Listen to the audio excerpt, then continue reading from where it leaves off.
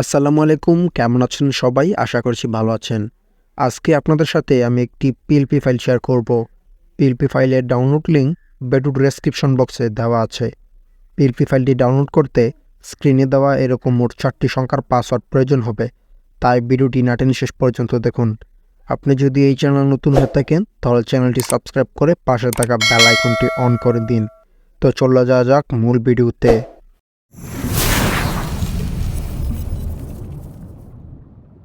তো আমরা পিক্সেল ব্যবসায় প্রবেশ করব। তারপর উপরে দেখতে পাবেন 3 ডট, এখানে একটি ক্লিক করবেন। তারপর ওপেন ডট পিএলপি ফাইল নিচে এখানে আরেকটি ক্লিক করবেন। ক্লিক করার পর এখানে আবার আপনারা ডট পিএলপি এখানে আরেকটি ক্লিক করে দিবেন। তারপর এইমাত্র আমরা যে পিএলপি ফাইলটি ডাউনলোড করলাম সেটি এখন এখান থেকে সিলেক্ট করব। তার জন্য আমরা ডাউনলোড সেকশনে চলে যাব।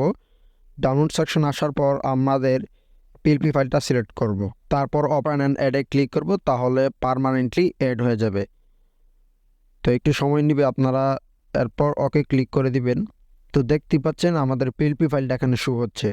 তো যেই কোনো টেক্সট পরিবর্তন করতে আপনারা ডবল ক্লিক করবেন। তো তার আগে আপনারা লেয়ার আইকন থেকে আপনাদের টেক্সটগুলো আনলক করে নেবেন।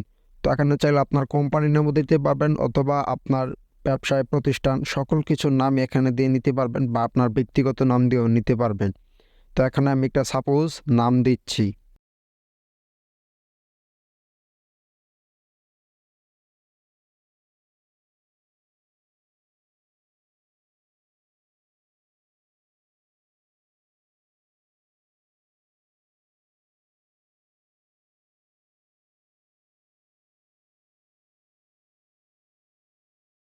তো আমি এটাকে ছোট করে জায়গা মতো বসিয়ে দিব।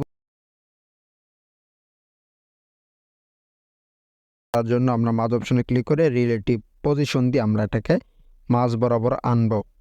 তো সেভ করার জন্য উপরে মেমোরি আইকনে একটি ক্লিক করব। তো তারপর 3 number option save S image, এখানে একটি ক্লিক করব।